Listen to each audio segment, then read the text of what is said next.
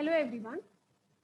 Today we are going to study the topic viruses, which is a subtopic from the chapter Systematics of Living Organisms. In the previous lectures of Systematic of Living Organism, we had studied about five kingdom systems. So in today's lecture, let us start with viruses in detail.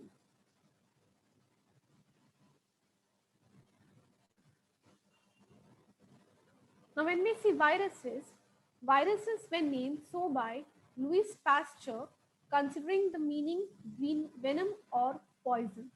Now, what exactly viruses means? Viruses means the meaning of viruses, it is venom meaning poison. So, viruses are considered as a poison, and that was first named by a scientist called as Louis Pasteur.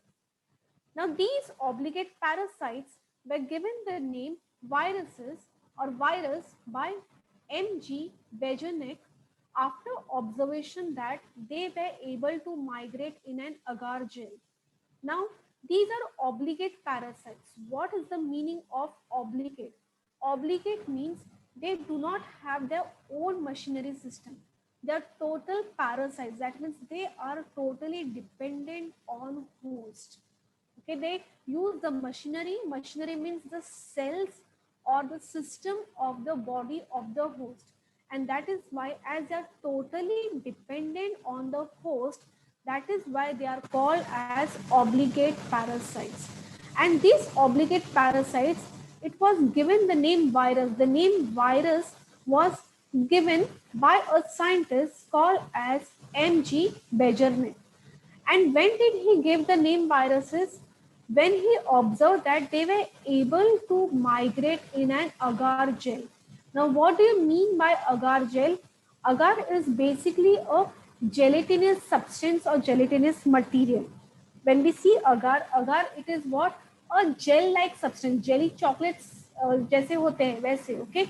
So this gel-like substance, gelatinous substance, it was seen that when the viruses were kept in an agar gel, they were able to migrate, and thus being an infectious soluble agent, they were soluble in this agar gel, jelly-like substance, and he called the filtrate as contagium vivid fluidum. Contagium vivid fluidum. Contagium meaning is contagious. Contagious means what? It spreads. Okay, it can spread. Just like how today COVID-19 is one form of virus, right? So it can spread from one person to another person. Okay, it is highly contagious. So spreading is called as contagium vivid fluidum. That means what? This, it can fluid or it can spread through the fluid also, and that is why they are called as obligate parasites, which can migrate in an agar gel. And if this gel is introduced on plants, it can spread the disease. That is why it is called as contagium vivid fluidum. Not only plant, but it can spread disease in human beings or in animals also. Later, one scientist called as Stanley. Now, what Stanley demonstrated that viruses are inert outside the host cell and can be crystallized. They are inert outside the host cell. Inert means inactive. One of the property of viruses is what? They are inactive outside the host cell. But once they get the parasite or once they get the host, they become totally active. So outside the body of the host, they are just non-living form. They are inactive form. That is called as inert outside the host cell, and they can be crystallized. That means it can be converted into crystal forms, solid forms. Now, when we see these viruses, they are made up of proteins. Now, viruses lack their own cell machinery. As just we had studied that viruses, they do not have their own machinery system.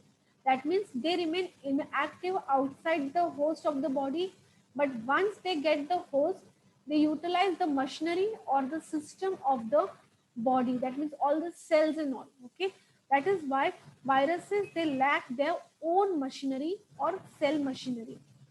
They have protein coat called as capsid around nucleic acid strand, thus considered to be a cellular organism. They are a cellular organism. That means they do not have any kind of cells. They have protein coat called as capsid outside the nucleic acid strand. If we see the nucleic acid is in the form of DNA or RNA. And when we see the structure of viruses, outside DNA and RNA, they are or they have a protein coat. And the protein coat is called as capsid. With the help of diagram, I'll show you in the next slide. Now, viruses are inactive outside the host cell, but once they enter the specific host cell, they take charge of a cellular machinery of the host cell and duplicate themselves. Duplicate themselves means what? They keep on multiplying by using the cellular machinery of the host cell. Viruses thus can be called as infectious nucleoprotein particles. So viruses are also called as infectious, as we know that they spread infections, right? So that is why they are called as infectious nucleoprotein. That means nucleic acids, okay, besides nucleus, okay, and protein particles. That means they are basically made up of protein coat. Outside the nucleic acid, protein coat is present, which is called as capsid, and hence they are called as infectious nucleoprotein particles. Now, types of viruses. As per the genetic material, viruses are grouped as DNA or RNA viruses. Now, viruses, they are of two types, either DNA viruses or RNA viruses.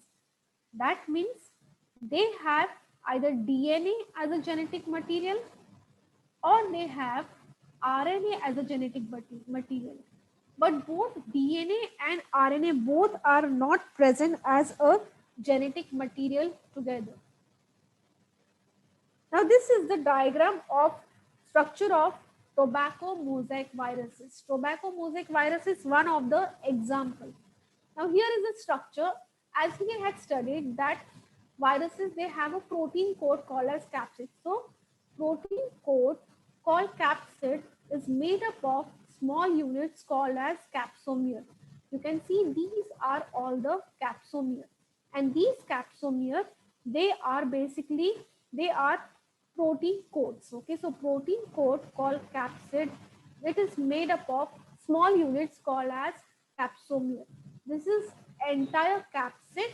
This entire structure is called as capsid, and this capsid basically they are protein coat, and this capsid they are made up of smaller subunits. You can see these are small subunits. This is 1, 2, 3, 4. Okay, so these are all capsomeres. These are small subunits. Now, capsomeres are arranged in polyhedral or helical form. You can see they are arranged in a polyhedral form, that is polyhexanal form, and or in the form of helical structure. You can see this is helical structure, that is twisted form. If we see the DNA is also in the form of helical, that is twisted structure. Okay, so here also the capsomeres are arranged in polyhedral form or in the twisted, that is helical form. Polyhedral means what? Polygonal form. Capsid protects the genetic material. You can see here RNA is the genetic material. Yes, it is written RNA helix. So helical means what? Twisted form. This here in tobacco mosaic virus, RNA acts as a genetic material, and this RNA is covered by a protein coat called as capsid. And these capsids, they are made up of smaller units called as capsomere. The genetic material in viruses is either single-stranded RNA or single or double-stranded RNA or double-stranded DNA. As we know that viruses, they are of two types, that is either DNA virus or RNA viruses. So the genetic material present in them, it may be either single-stranded RNA, okay, or double-stranded RNA or double-stranded DNA. That means either DNA or RNA. Also, either single-stranded or double-stranded can act as a genetic material. Viruses that infect bacterial cells are called as bacteriophage, which normally have double-stranded RNA. Now, it has been seen that viruses, they do not only infect plants, they do not infect only animals, but they also have the capacity to infect bacteria also. Okay, bacteria also are smaller organisms, okay, microscopic organisms. So these viruses, they have the capacity to infect bacterial cells also. And when viruses infect bacterial cells, they are called as bacteriophages. And these bacteriophages, they are always double stranded DNA. Okay, so they are always double stranded DNA. Here is the structure of bacteriophage. If we see the structure of bacteriophage, you can see they have a capsid head. Okay, the nucleic acid, it is always in the form of DNA double stranded. Yes, and this double stranded DNA is always covered by a capsid head. It has a collar, okay, and it has a tail fiber which also has spikes. So this is the structure of bacteriophage. Now viruses, it causes different disorders. As I just said that it causes disease in plants also, it causes disease in animals also. So some of the common disorders in plant are leaf curling, yellowing, mosaic formation, etc. in plants. Leaf curling. This is the leaf curling in plants. You can see the leaves are curled because they are infected by viruses. Then also mosaic disease. Mosaic disease means what? Here you can see different spots. When the plant is infected by viruses, you can see certain patches. Yes. So it can be patches of red also and green also. So this is called as leaf mosaic virus. It basically causes spots on the leaves. The spots, it can be either green color also, yellow color also, as well as green patches. These are spots. So this is called as leaf mosaic disease. Foot and mouth disease in animals or swine flu, which are also viral disease. Swine flu also, okay, it is a form of viral disease. Also foot and mouth disease in animals. Similarly, smallpox. Okay, before that, now COVID-19 virus is you can say is widely spread. Similarly, a few years back, swine flu also was virally. It is a viral disease and it was also widely spread. This was caused because of pigs. Now, smallpox, mumps, herpes to common cold. Smallpox, I'll show you the picture. Mumps, that is swelling of the cheeks, and herpes, it is a sexually transmitted disease, mostly very much common in US. Okay, so it is sexually transmitted disease through the genitals, even common cold. Okay, so these are all the viruses which are commonly viral diseases found in humans. And even if we know AIDS, the AIDS virus, it is also the viruses which cause severe disease in humans, which is not at all curative. So this is smallpox disease in humans. Even mumps basically it occurs because of swollen parotid gland. This is the parotid gland. Okay, parotid gland, it is present in front of the ear, and when this parotid gland swells, it causes a disease called as mumps. So these were the common diseases found in humans. Next is viroids. Along with viruses, there are also viroids.